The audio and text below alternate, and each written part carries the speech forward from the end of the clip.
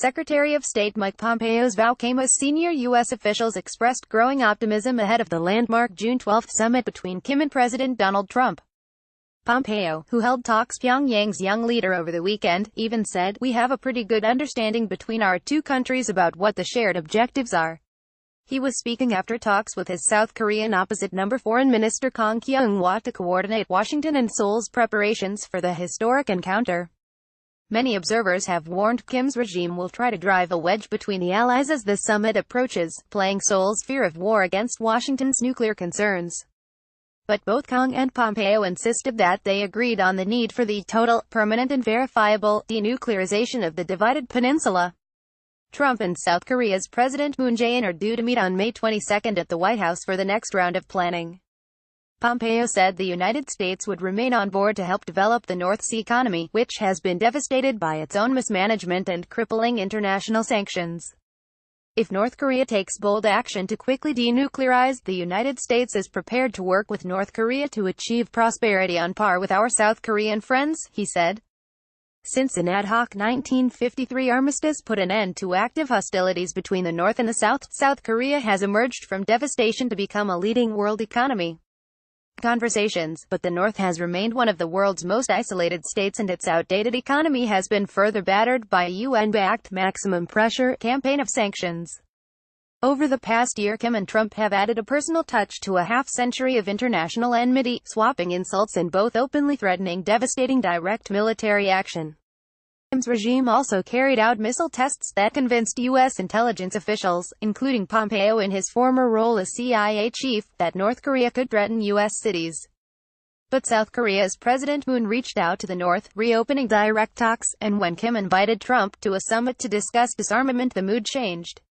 Pompeo flew to Pyongyang for talks and to recover 3 released American detainees, and now a summit date has been set for June 12 in Singapore. "We had good conversations that involve deep complex problems, challenges, strategic decisions that Chairman Kim has before him," Pompeo said. The pair, he said, talked about how it is he wishes to proceed and if he's prepared, in exchange for the assurances that we're ready to provide him, if he is prepared to fully denuclearize. "We'll require a robust verification program, one that we would undertake with partners around the world which would achieve that outcome," he warned.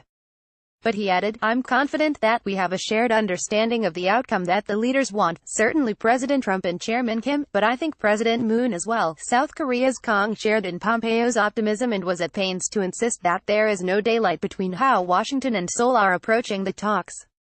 "We agreed that the summit would be an historic opportunity for resolving the North Korean nuclear issue, and securing enduring peace on the Korean peninsula," she said. "We reaffirmed that our goal is to achieve the complete, verifiable and irreversible denuclearization on the Korean peninsula," she added, promising airtight coordination. Carrot and stick. Pompeo's promise of an economic carrot to match the stick of maximum pressure may reassure observers who are concerned that Seoul and Washington's objectives are not exactly aligned. "There's a danger here of the peace track moving more quickly than the denuclearization track," warned Abraham Denmark, an Asia expert and former senior U.S. defense official. "If that happens, it could give North Korea an opportunity to try to drive a wedge between Seoul and Washington," said Denmark, now at the Wilson Center think tank in the U.S. Capitol. Former Secretary of State Condoleezza Rice offered 3 recommendations to Trump: allow experts to make the deal, don't negotiate away the equities of others including Japan and South Korea, and don't be anxious to remove American troops from the equation. "If we can hold to those 3 principles, this might work," Rice said at Stanford's Hoover Institution. So far, the North Korean regime has made vague pledges to denuclearize but has not spelled out what that means, when it would happen or how it would be implemented. In North Korea's bombastic rhetoric, denuclearization has, for years, been a byword for U.S. troop withdrawals from South Korea, an idea that Kang appeared to reject.